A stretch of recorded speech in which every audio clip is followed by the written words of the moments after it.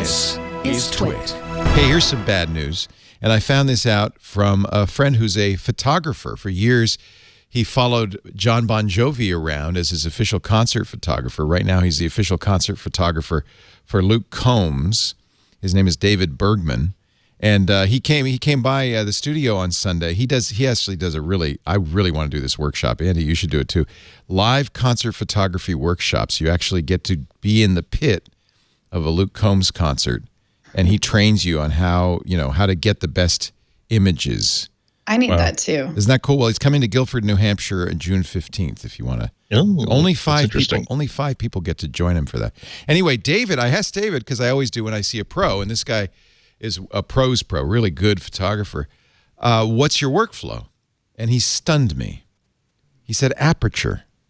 He said, I never stopped using it. He said, I don't use Lightroom. I use Aperture. I never stopped. Well, bad news, David. Yeah. This is the last Mac OS version that will support Aperture, because I guess it's 32-bit. Is that why, Renee? That might be why. I actually didn't think about that, but Apple announced a while ago that it was going to be, removing official support and then removing even accidental support. So it won't run. That's probably a big indicator. Yeah. Yeah. Yeah.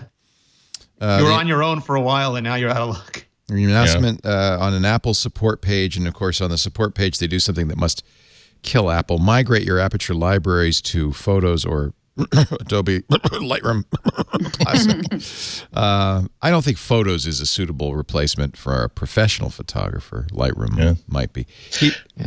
Anyway, that really was a shame, because I think one of the great things about when Apple designs applications in-house, they really do show off how great the Mac user interface can be when you don't, because Lightroom, I decided that I had to switch to it after Apple decided to just basically let Aperture become a wild thing, foraging out of garbage cans and fend for itself. Is that you? I hope that's. Are they building the berms with hammer and saw? What is that you, Renee, the hammering?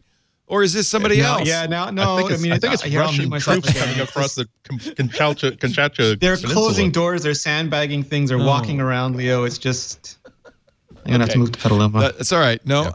We can deal with it. We can live with it. But all I was saying is that Aperture was wonderful. I loved it. I had the opportunity to switch to Lightroom when Aperture was still a viable thing, but I preferred Aperture because it was such a Mac app, whereas Adobe they can't make a special version for the Mac and a special version with the Windows interface. So it's always going to be a little bit less than. So it makes me a little bit sad when Apple stops making an in-house app, because that's really how you show how good the ingredients of a Mac interface are. But the thing is, they did good for them. They didn't axe it before they had to axe it. So at this point, if you haven't switched to Lightroom, if you haven't made an exit plan for Aperture yet, you really have no one to blame.